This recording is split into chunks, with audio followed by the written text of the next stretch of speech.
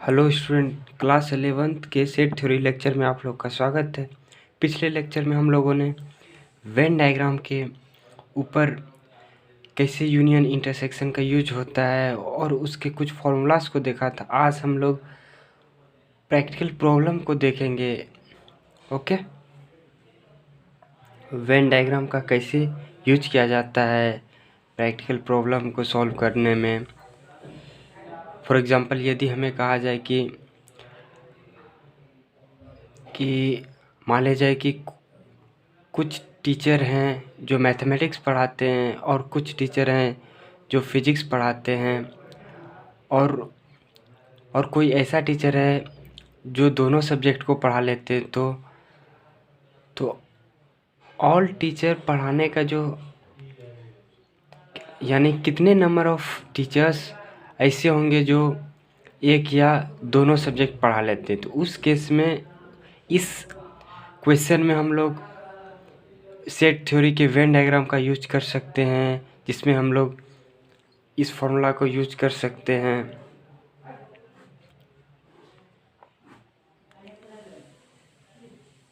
ये हमारे पास यूनियंस, ये यूनिवर्सल सेट है। नौ ए है बी है, यानी मान लेते हैं कि ये हमारे पास मैथ पढ़ाने वाले टीचर का सेट है, बी जो है वो फिजिक्स पढ़ाने वाले टीचर का सेट है। देन ये दो मैथ और फिजिक्स दोनों पढ़ाने वाले टीचर्स को हम इस ग्रुप में रखते हैं। जो मैथ पढ़ाते हैं वो तो यहाँ रहा, जो फिजिक्स पढ़ाते हैं वह यहाँ रहा। सो ये पोर्शन है, जो ये पोर्शन सिर्फ ओनली मैथ पढ़ाते हैं। वैसे टीचर का ये सेट है जो ओनली मैथ पढ़ाते हैं। ये ऐसे टीचर का सेट है जो केवल फिजिक्स पढ़ाते हैं। सो इस तरह की बेस्ड कुछ क्वेश्चन सॉल्व करेंगे ना। मान लेते जब 3 सेट्स का यूज हो,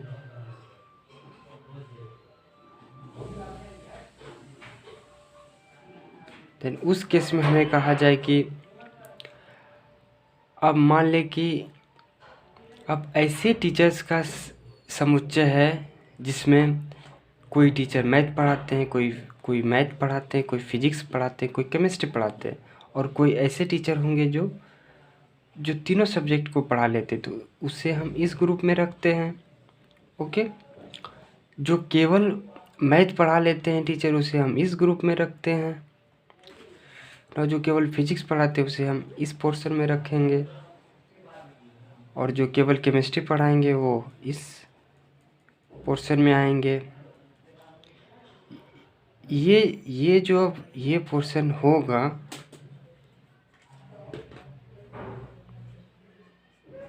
ये कैसे टीचर्स का समुच्चय होगा यानी सेट होगा।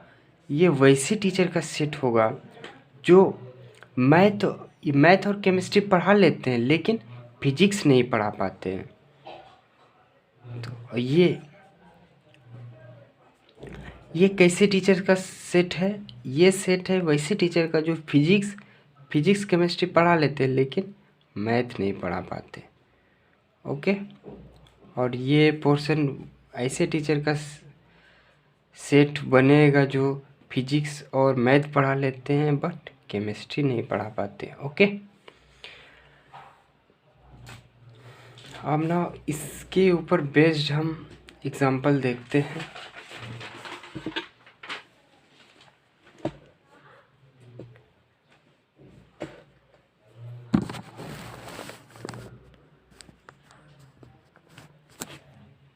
अब मान लेते हैं कि ये x और y 2 सेट्स हैं। इस प्रकार है कि x यूनियन y में 50 एलिमेंट्स हैं। ओके, और x हैज़ 28 एलिमेंट।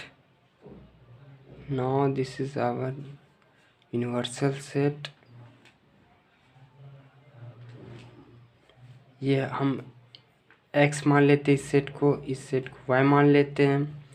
x चूँकि 50 एलिमेंट्स हैं और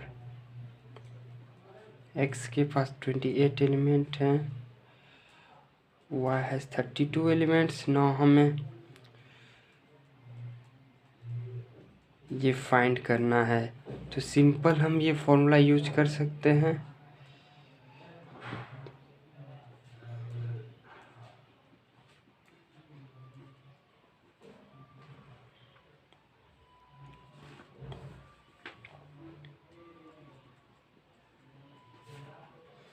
ये हमारे पास 50 हो चुका है, ये 28 है, ये 32 है। नाउ इस फॉर्मूला से ये क्या हो जाएगा,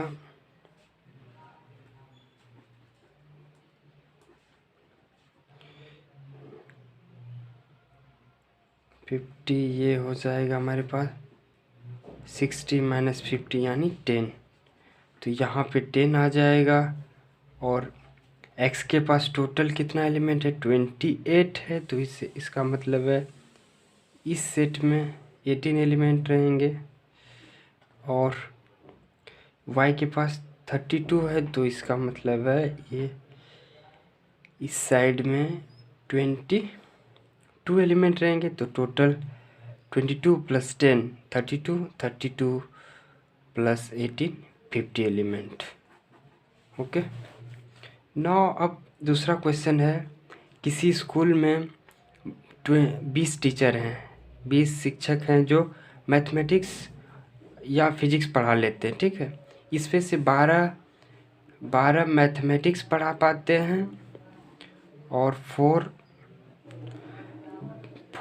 बोथ पढ़ा लेते हैं, यानी फिजिक्स और मैथ दोनों पढ़ा सकते हैं। मान लेते हैं कि मैथ जो पढ़ाते हैं उसका सेट हमारे पास m है, जो फिजिक्स टीचर पढ़ा लेते हैं उसका सेट हमारे पास p है।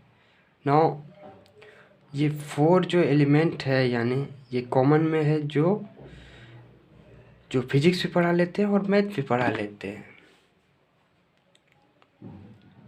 और 12 जो है टीचर्स वो मैथ पढ़ा लेते, तो मैथ पढ़ाने वाले टीचर्स को मैंने ये माना है।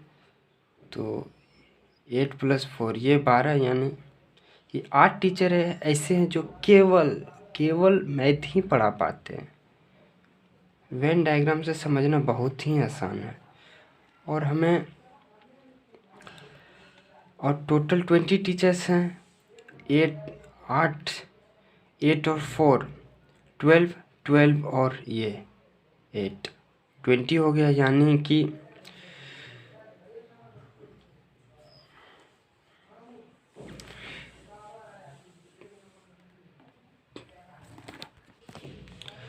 now here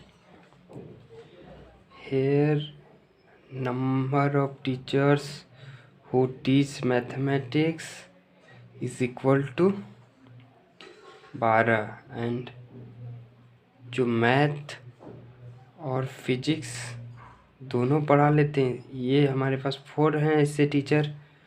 और M यूनियन P ये हमारे पास 20 है। ना इस फॉर्मूला से क्या हो जाएगा, -M इंटरसेक्शन P ये हमारे पास 20 12 ये हो जाएगा 4। देन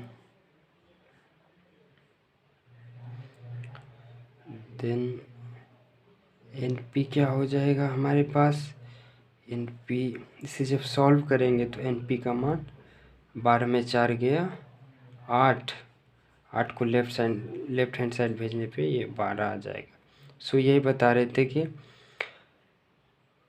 4 टीचर ऐसे जो मैथ और फिजिक्स दोनों पढ़ाते हैं, 8 टीचर ओनली मैथ पढ़ाते हैं। और यहाँ 12 8 4 12 यानी 12 टीचर फिजिक्स पढ़ा लेते हैं और केवल 8 टीचर केवल फिजिक्स पढ़ा सकते हैं। ओके। ना ये थर्ड क्वेश्चन है कि 35 35 स्टूडेंट की क्लास में 24 पसंद करता है क्रिकेट खेलना, 16 पसंद करता है फुटबॉल खेलना। Also each students like to play at least one of two games. मान लेते हैं कि ये हमारे पास यूनिवर्सल सेट है। नौ जो स्टूडेंट क्रिकेट को खेलना पसंद करते हैं वैसे स्टूडेंट के सेट को हम सी मान लेते हैं। जो फुटबॉल को खेलना पसंद करते हैं वैसे स्टूडेंट के सेट को हम एफ मान लेते हैं।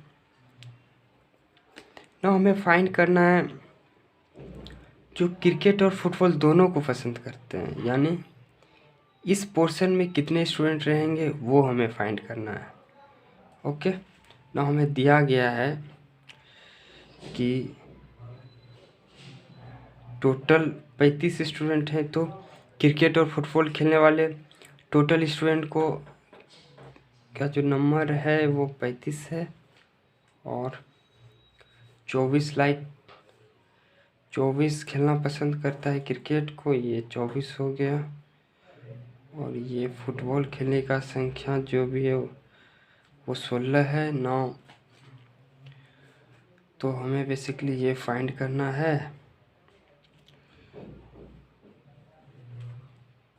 ये वर्ड तो इस फॉर्मूला से क्या हो जाएगा, NC plus NF minus NC।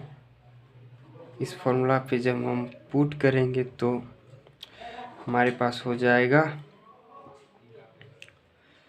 35 plus 24 plus 16 minus, तो इसे जब हम सॉल्व करेंगे तो 6 4 10 10 40 यानी 5। यहाँ 5 स्टूडेंट, इधर टोटल 24 है तो 5, तो इधर 9 स्टूडेंट। ठीक, फिर ऐप के पास टोटल 16 है, तो इस पोर्शन में कितना एलिमेंट होगा जो केवल फुटबॉल खेलना पसंद करता है। इधर हो जाएगा हमारे पास 11। सो 11 और 19 30 प्लस 35। ओके, यानी 5 स्टूडेंट ऐसा है जो क्रिकेट भी खेलना पसंद करता है और फुटबॉल भी। और थर्ड क्वेश्चन,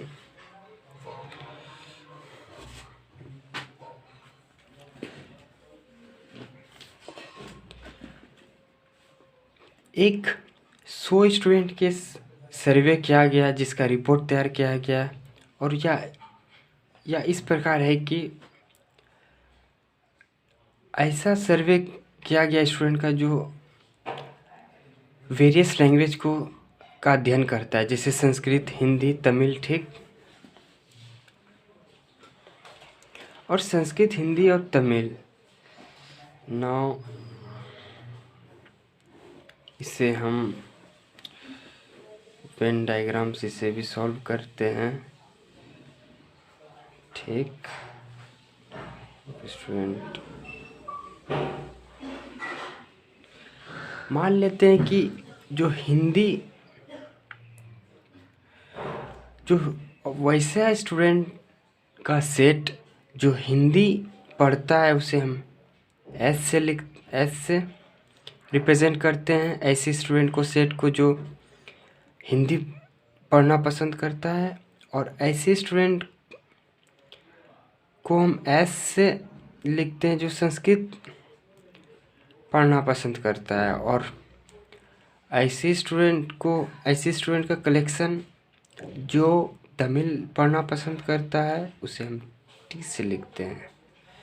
ना क्वेश्चन में कहा गया है कि संस्कृत, हिंदी और तमिल को पढ़ने वाले स्टूडेंट का जो नंबर है, वो संख्या है, वो कितना है,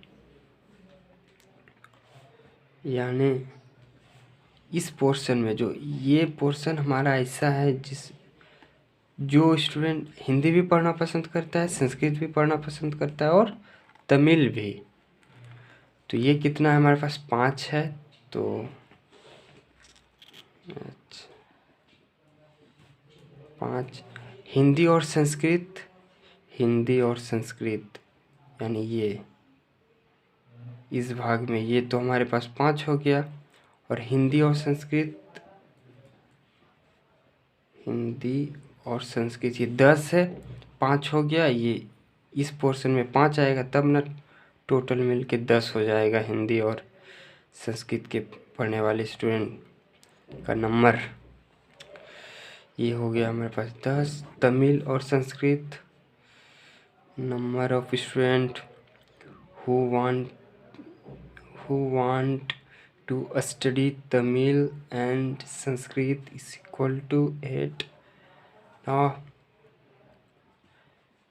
हिंदी और तमिल पढ़ने वालों की संख्या 20 है और फिर संस्कृत ओनली संस्कृत पढ़ने वालों की नो संस्कृत ये हमारे पास 30 है और हिंदी पढ़ने वालों की संख्या number of student who want to study Hindi ये 25 और तमिल में जो पढ़ना चाहते हैं वैसे स्टूडेंट का नंबर है 50। सर अब जो सर्वे तैयार किया वो ऐसा रिपोर्ट तैयार करना चाहता है कि जो ऐसे नंबर ऑफ स्टूडेंट को फाइंड करना चाहता है जो केवल हिंदी लैंग्वेज को पढ़ता है, केवल हिंदी, यानी इस पोर्शन में कितने नंबर ऑफ एलिमेंट आएंगे। ठीक, ये हमको फाइंड करना है। चूँकि हिंदी पढ़ने वाले जो स्टूडेंट है वो टोटल 25 है। ठीक, और हिंदी और तमिल पढ़ने वालों की संख्या कितनी है? हिंदी और तमिल पढ़ने वाले की संख्या 20 है, यानी 20 ये 5 है, टोटल 20 है, तो यहाँ पे 15 होना पड़ेगा, तभी तो 5 और 15 मिल के 20 होगा। 9 अब केवल मुझे इस वाले भाग में कितने नंबर ऑफ स्टूडेंट रहेंगे वो फाइंड करना है। चूँकि ये टोटल 25 है। ठीक, 25 में से मान लिया जाए कि हम ओ गॉड ये कैसे हो गया ना। यहाँ मान लेते कि हिंदी जो पढ़ने वाले स्टूडेंट हैं वो 30 हैं, ये भी 30 हैं। तो अब 30 में से हम मान ये 20 और 25 को घटा दे तो यानी ये 5 स्टूडेंट ऐसा है जो केवल हिंदी पढ़ना पसंद करता है। सिमिलरली हम ज्ञात कर सकते हैं ऐसे स्टूडेंट को जो केवल संस्कृत पढ़ना चाहता है, तो ये कितने स्टूडेंट हो जाएंगे। टोटल संस्कृत पढ़ने वाले की संख्या 30 है और ये संस्कृत और तमिल पढ़ने वालों की संख्या 8 है। संस्कृत यानी ये इस पोर्शन में 8 स्टूडेंट हैं।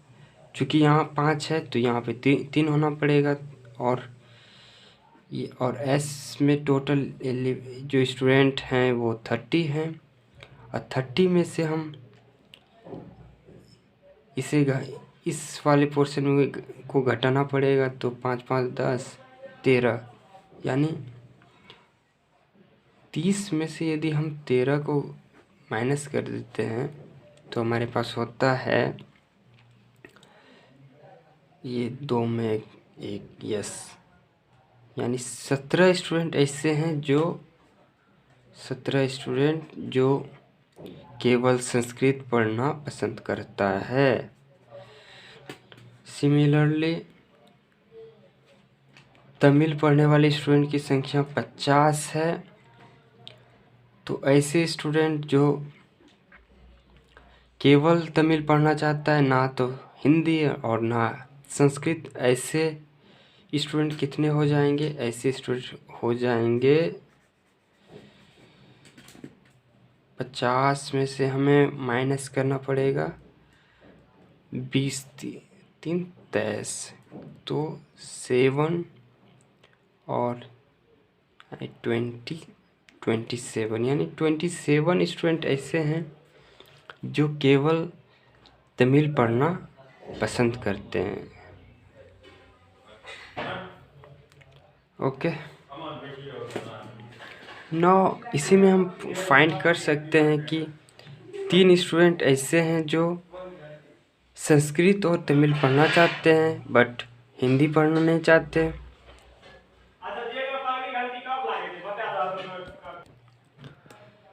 और यहाँ पे 15 स्टूडेंट ऐसा है जो हिंदी और तमिल पढ़ता है बट संस्कृत नहीं पढ़ता है, और 5 स्टूडेंट ऐसा है जो संस्कृत और हिंदी पढ़ता है बट तमिल नहीं पढ़ता है।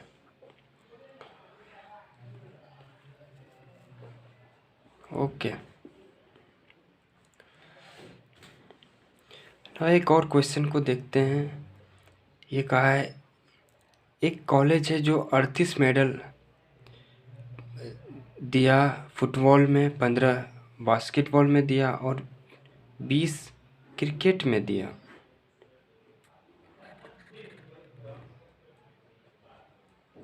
ये यूनिवर्सल सेट मान लें, और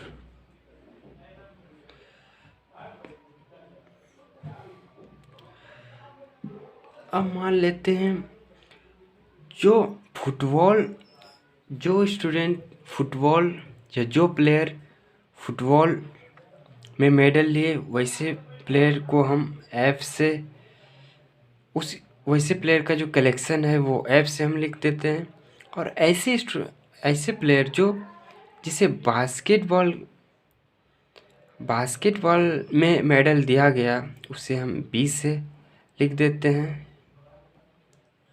और ऐसे प्लेयर का कलेक्शन जिन्हें क्रिकेट में मेडल दिया गया, उसे हम C से यदि लिख दें, तो हमें फाइंड करना है कि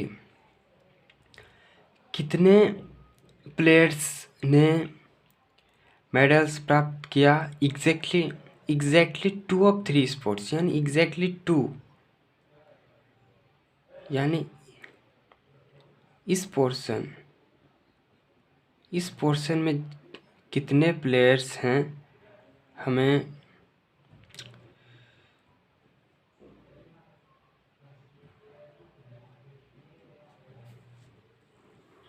how many received medals in exactly 2 of 3 sports। Okay,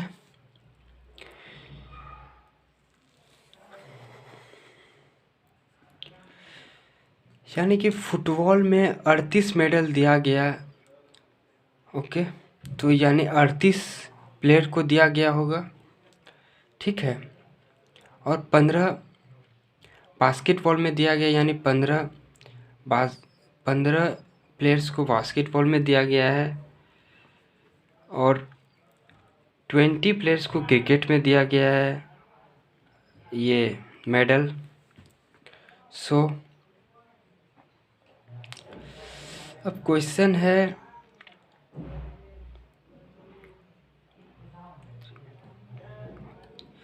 और 3 जो प्लेयर है, 3 आदमी है, उसे ऑल 3 स्पोर्ट में, यानी फुटबॉल में भी मेडल दिया गया, और बास्केटबॉल में भी, और क्रिकेट में भी। इससे हम यहाँ पे लिख देते हैं कॉमन पार्ट में। और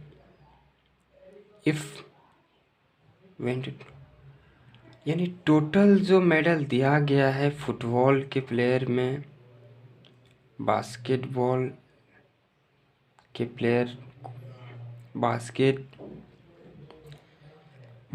में दिया गया प्लेयर को, यूनियन क्रिकेट में दिया गया प्लेयर का मेडल, ये टोटल 58 है। ओके,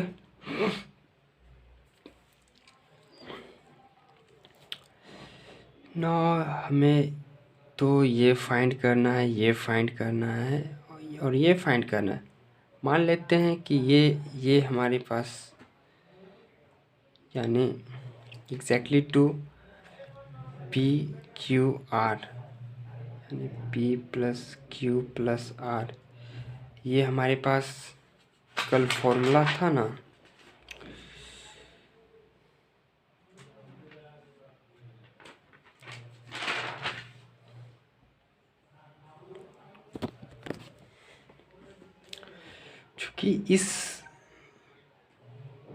चूँकि हम इस फॉर्मूला से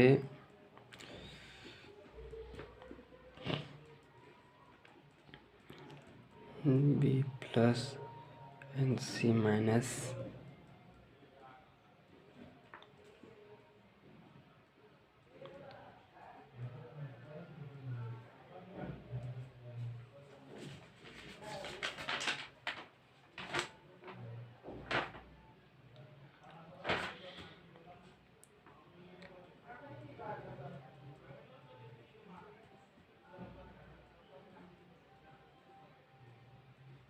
इस फॉर्मूला से हम इसका वैल्यू ज्ञात कर लेते हैं। 58, 38,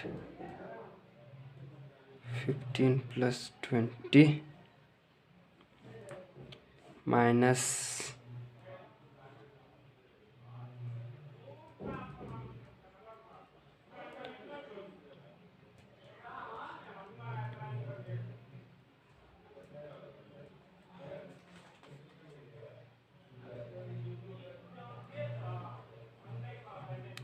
प्लस ये प्लस इसका वैल्यू जो है वो 3 है, जो कॉमन पार्ट है। सो ये 58, ये कितना हो गया 25, 35, 35 3 38, 38, ओके हाँ 38, 38 76, 76 हो गया 76, F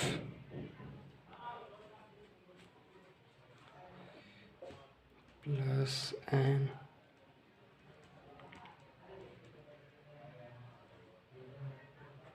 so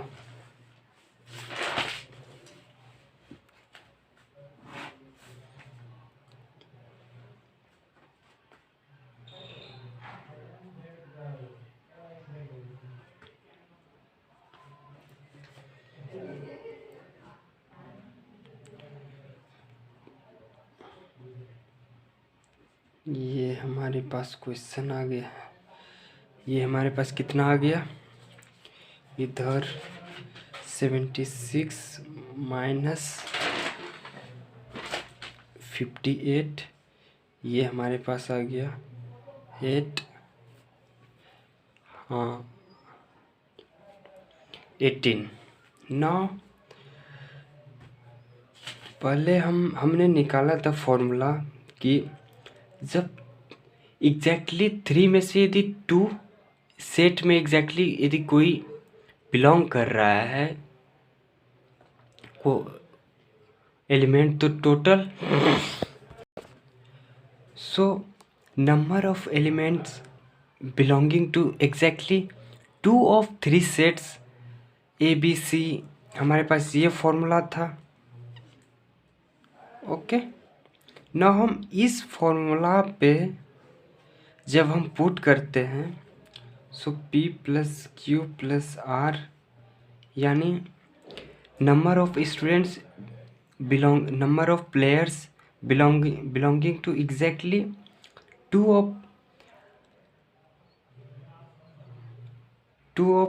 3 sets in which medals given in football, basketball and cricket. So ये कितना था हमारे पास, फुटबॉल में दिया गया 38 प्लेयर को और बास्केटबॉल में दिया गया 15 प्लेयर को, और फिर क्रिकेट में दिया गया 20 प्लेयर को। 9 ये 2, इसका वैल्यू हमारे पास 18 है, 18 प्लस 3, इसका वैल्यू हमारे पास 3 है। सो ये होगा हमारे पास 38 plus 35 minus 36 plus 9, 38 minus 1 plus 9, ये 38 प्लस 8, ये 46, यानी 46 मेडल ऐसे प्लेयर को दिया गया जो एग्जैक्टली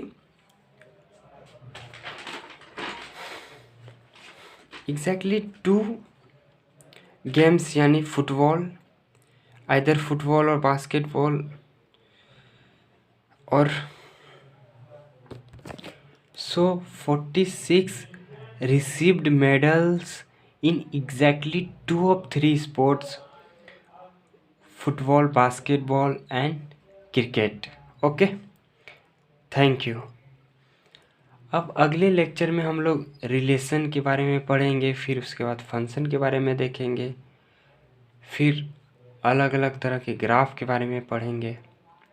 ओके, थैंक यू।